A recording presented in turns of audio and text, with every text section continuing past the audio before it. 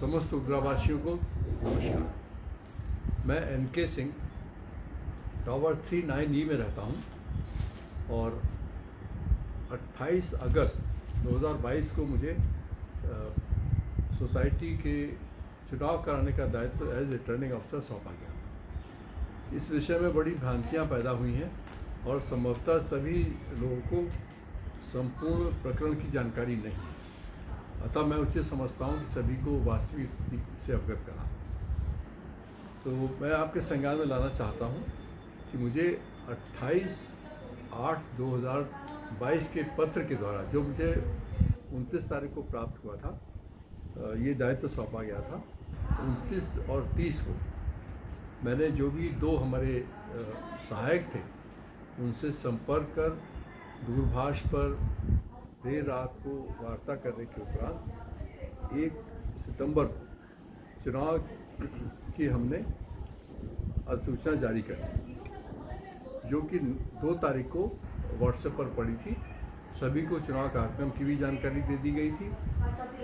उस समय मुझे पुराने बायलॉ जो 2017 से चल रहे थे उन पर कार्रवाई करने की बात थी और मैंने उसी के अनुसार कार्रवाई कर दी।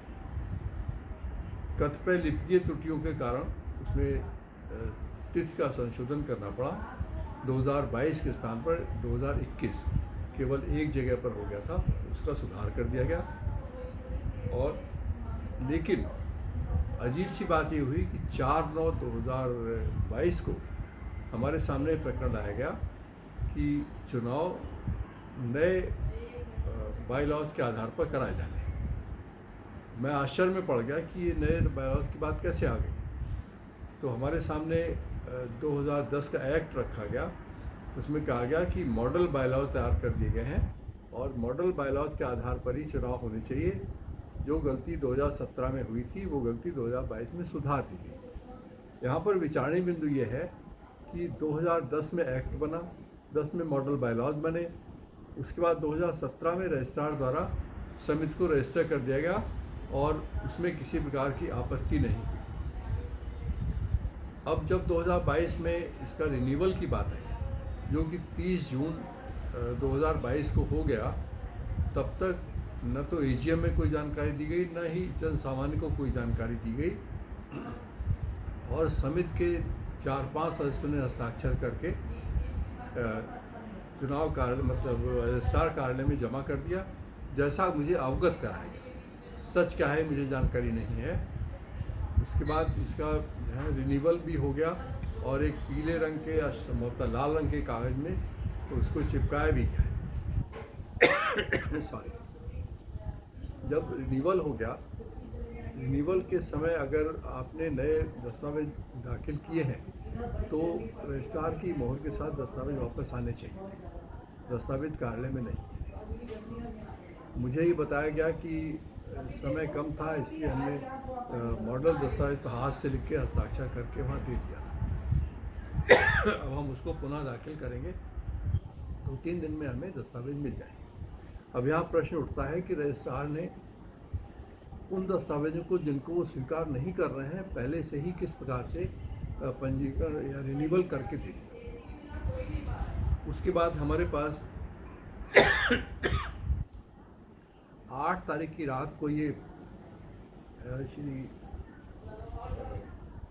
हमारे उपाध्यक्ष महोदय लूथरा साहब, वो रात को लगभग 10 बजे हमें फ़ोन करते हैं कि दोनों सहायकों ने इस्तीफ़ा दे दिया है, क्या आप चुनाव करवा पाएंगे। मैंने कहा देखिए, चुनाव का मेरा अनुभव बहुत लंबा है। 1984 से लेके 2017 तक जितने भी चुनाव हुए हैं सभी में सेक्टर मजिस्ट्रेट से लेकर रिटर्निंग अफसर तक रहा। तो जहाँ तक चुनाव करवाने का प्रश्न है, मैं चुनाव करवाने में मुझे कोई आपत्ति नहीं है। और उन्होंने अवगत कराया कि दोनों सहायकों ने इस्तीफ़ा दिया है। दोनों सहायकों ने जो आरोप लगाए हैं वो ये है कि रिटर्निंग अफसर द्वारा उनका सहयोग नहीं किया जा रहा है। यहाँ पर मैं उल्लेख करना चाहूँगा कि एक रिटर्निंग अफसर हैं विकास अग्रवाल। विकास अग्रवाल जी 9 बजे घर से जाते हैं और 9 बजे के बाद वापस आते हैं, क्योंकि उनकी अपनी दुकान है और वो ड्रेस का व्यापार करते हैं।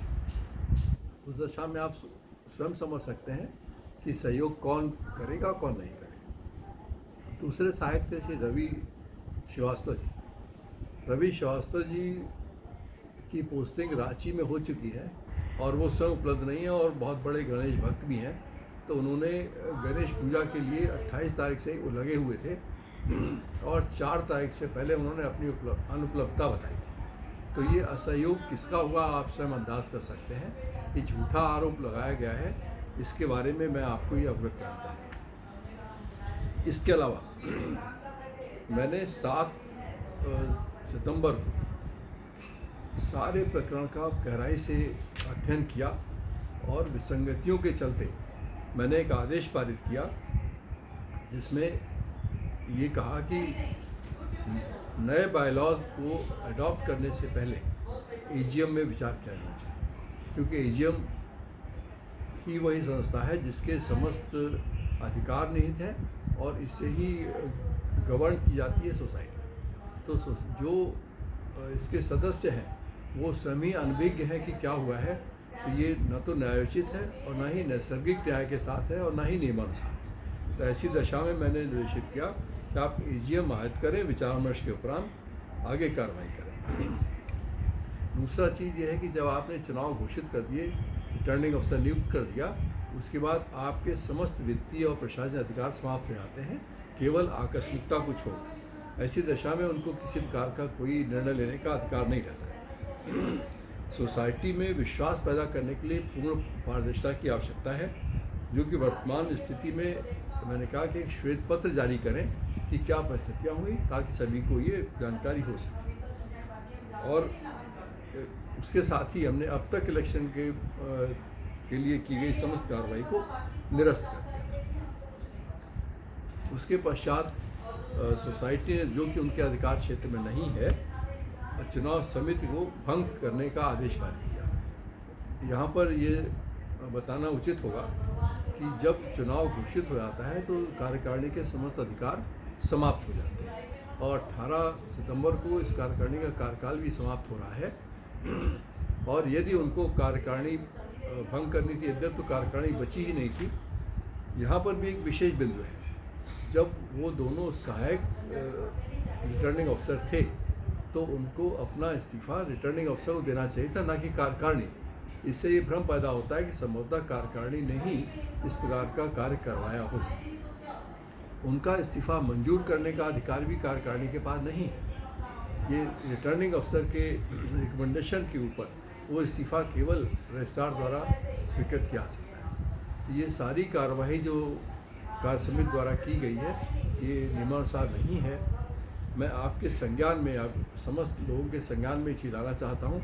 इसके साथ ही मैं ये भी कहना चाहता हूँ कि जितने भी फ्लैट ओनर हैं उन सबको यहाँ की वित्तीय परिस्थिति, व्यय और जो प्रशासनिक व्यवस्था है उसके बारे में विस्तृत विवरण रखा जाना चाहिए, ताकि लोग समझ सकें कितना रेवेन्यू आता है, कितना रेवेन्यू खर्च होता है और कहाँ पर खर्च होता है। इसकी प्राथमिकता भी मालूम होनी चाहिए। मेरा ये कहने का तात्पर्य बिल्कुल नहीं है कि जो भी कर रहे हैं वो कुछ अनुचित है, लेकिन पारदर्शिता न होने की दशा में ऐसा भ्रम होने की संभावना रहती है। तो मैं ये विवरण आप लोगों के समक्ष इसलिए रख रहा हूँ कि यहाँ पर जितने भी रुद्रावासी हैं उन सबों के हित इसमें निहित हैं।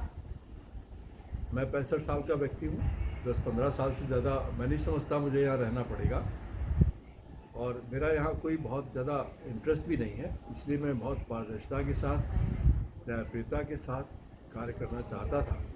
लेकिन और ये भी मैं बता दूं कि मुझसे बड़े अनुरोध किया गया था कि आप इस कार्य को करें। तब मैंने उनको अनुरोध को यहाँ के एक निवासी होने के नाते स्वीकार किया। उसके बाद जिन परिस्थितियों में चुनाव कराना चाहा गया वो नितांत अनुचित है और मैं चाहूँगा कि इस पर पूरी समिति के सदस्य विचार विमर्श करें और आगे कार्रवाई करें। ये बहुत महत्वपूर्ण है, क्योंकि एक बार अगर कोई गलत परंपरा पड़ जाती है तो उसको बदलना मुश्किल होता है। और जहाँ तक बायलॉज बदलने की बात है, बायलॉज बदलने की भी व्यवस्था है।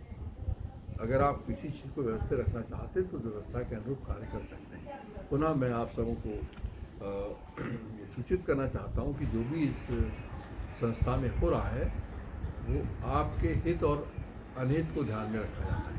इसलिए आप सबसे अनुरोध है कि आप स्वयं विचार कर लें और निर्णय करें कि आपको क्या करना है, एजीएम बुलानी है, बातचीत करनी है अथवा नहीं करनी है। तो जहाँ तक उनका जो 8/9/2022 का पत्र है जो मुझे 9/9 को प्राप्त हुआ है, वो पत्र नितांत अनुचित है। शायद कार्यकारिणी में उतावलापन था, मैं स्वयं भी इस्तीफ़ा देने के मूड में था, लेकिन जब इन्होंने ये पत्र दिया तो मैंने इस्तीफ़ा नहीं भेजा और न ही मैं अब भेजने की मूड में हूँ। और ये सारी स्थितियाँ रजिस्ट्रार के पास जानी चाहिए। जहाँ तक मैं समझता हूँ, बाकी निर्णय समिति के सदस्यों को नहीं, रुद्रावासियों को करना है। इन्हीं शब्दों के साथ मैं आपसे विदा लेना चाहता हूँ। नमस्कार।